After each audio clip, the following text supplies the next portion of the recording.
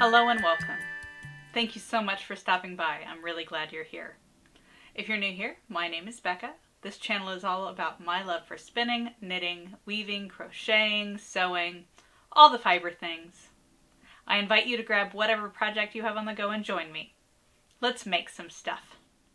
As we round out the end of the year and look forward to 2024, I wanted to say a huge thank you to all of you. Thank you for watching these videos. Thank you for sharing your lovely, lovely comments with me. And thank you for subscribing. I almost cannot believe that we are nearly at 500 subscribers to this channel. I had no idea that this community would become so large. So thank you for being with me here. I really, truly appreciate it. And I've noticed that my video where I shared my spindle collection got quite a lot of attention. And so I thought what better way to ring in the new year than with some New Year's spindle spinning. So let's do that now. For those of you who've been with me a while, you might have noticed this is actually my newest finished object. This is my Dueling Skeins scarf in 2 different skeins of yarn. And these are both from a lovely little yarn shop in Montreal called Biscotte, which is a hand dyeing yarn company. And I will put all the links down in the description as always, so you can go and share the love with them. As January 7th is Distaff Day, the day that marks the end of the Christmas season and when we all have to go back to work, I thought I would use my distaff. This is the Lendbreen Distaff. This is from the Dancing Goats on Etsy, and they make these in, or have made them in multiple different kinds of wood. Mine is in spalted silver, gray, and white holly, in this lovely light color of wood. But the Lendbreen Distaff is named after the Lendbreen Pass, where it was found. This is an archaeological site in Scandinavia, and for nearly 1,000 years, the Lendbreen Pass had been covered by a glacier. And now, unfortunately for the environment, that glacier is melting at an alarming rate, but it is uncovering artifacts, including artifacts made of organic material that usually doesn't survive very well, such as wood and clothing and other amazing finds from nearly 1,000 years ago from people who were walking across this path, traveling across this pass, and dropping items that they were carrying with them along the way, including this distaff. And so Robin over at the Dancing Goats has made a replica of this. They included a handle here, but I actually find it much more comfortable to use, holding it a little higher up. And so today we will dress this distaff and spin with it with my spindle. The wool that I have is from a sheep called Harriet, who is a Rambouillet and Romney cross. And this wool was hand scoured by my friend Jess, who I met over the summer at my local yarn shop. And Jess, they did a beautiful job scouring this fleece. I cannot wait to get into it. And so I thought I would use my hand cards and card up a bat and then tie it onto my distaff, or dress my distaff with this lovely Rambouillet and Romney cross from Harriet. And finally, before we get started, today I'm going to spin with my Turkish Spindle from Jenkins. This Turkish Spindle, as all Turkish Spindles, has arms that you wind the yarn around as you're making it. It spins around a central axis. And Turkish spindles are really great for travel spinning because you can very easily take the shaft out and lay everything flat so that it's safe and nothing is going to get broken. And then when you're ready to spin again, you just slide it back through. These make a center pull ball. If you're not familiar with them, you'll see how that process works as we get to spinning. But they come in lots of different materials, lots of different sizes. This is sort of a moderate size, not super tiny. Some of them are very, very small. And like I said, they come in different woods. Jenkins signs and puts all the information on each of his spindles that he makes. So this one was made in 2019 out of plum wood, and it is 18.19 grams or 0.642 ounces, so very light overall. I do have a smaller one than this. I prefer my Turkish spindles to be fairly small, but they do come in very large sizes as well. And I've seen people use 3D printing to make Turkish spindles. So there's lots of different ways for these to work, but they come apart, so the central shaft comes out and the two arms will fit together somehow. This one has a narrower side and a thicker side, and the narrow side slips through the hole in the center of the other piece, and then the shaft goes through the middle and you sort of cinch it down to tighten it, and then it's ready to spin. So that's what I'll be using, but first let's get this distaff dressed.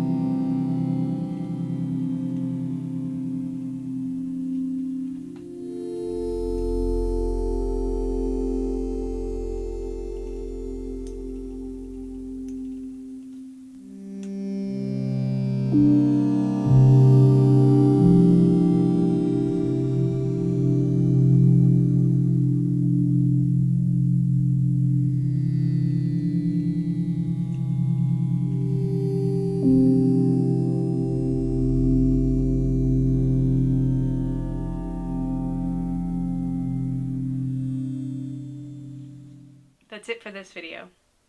Thank you for all of the positive comments and for sharing some of your 2023 crafting journey with me. What will you be making next year? I'd love to hear about it in the comments. Thank you for spending some of your creative time with me and for being part of this wonderful community. Happy New Year, friends. I'll see you in 2024. Bye!